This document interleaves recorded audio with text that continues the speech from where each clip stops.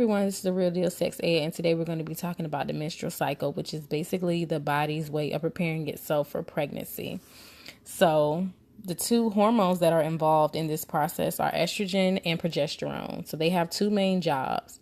So the first job is to let the ovary know that the egg is mature enough to be released, which is known as ovulation. And in that, the egg will be released into the fallopian tube and begin its travel down. And if you have sex, unprotected sex, or if you're having sex too because you're planning for a child, the egg could possibly fertilize by the sperm.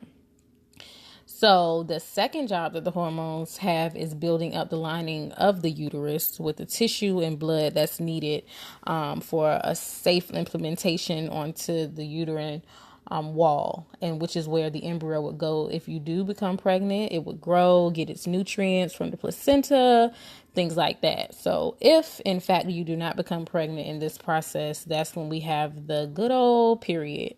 So that is basically the blood, nutrients, and tissue flowing outside of your body through the vagina, which is usually, it could last from anywhere from 3 to 7 days. I've known some people who have longer periods. It depends on you.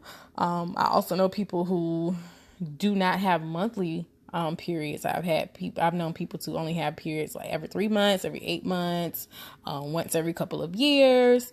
Usually there is some reasoning behind that, which is where your healthcare provider would come into play.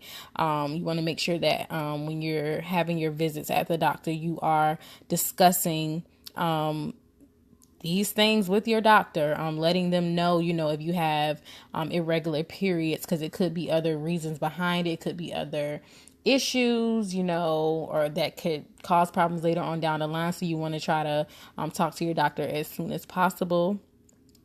And then I also know people who have started their periods early, who start their periods way later, but probably by the age of, I would say, probably 16. If you haven't had a cycle yet, you should definitely be talking to your healthcare provider to make sure that everything is okay reproductive wise.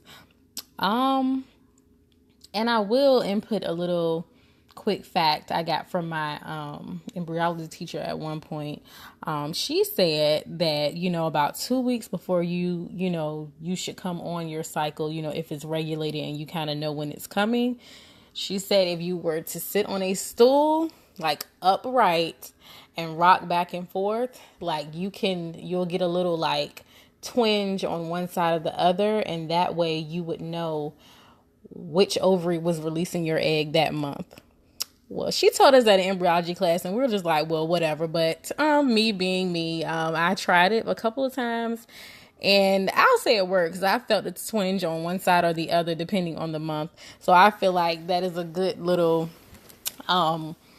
secret or trade or whatever. I don't even know where she got it from, but that was pretty cool to me. And in my opinion, it does work because I've tried it. So if you have any questions, comments, or topics you want me to discuss, my email is therealdealsexed@gmail.com. I don't know why I keep mixing that up. This is the second time I've done that. Any comments, topics, concerns, please email me. And I'll be happy to try to touch on the subjects or, answer your questions, things like that.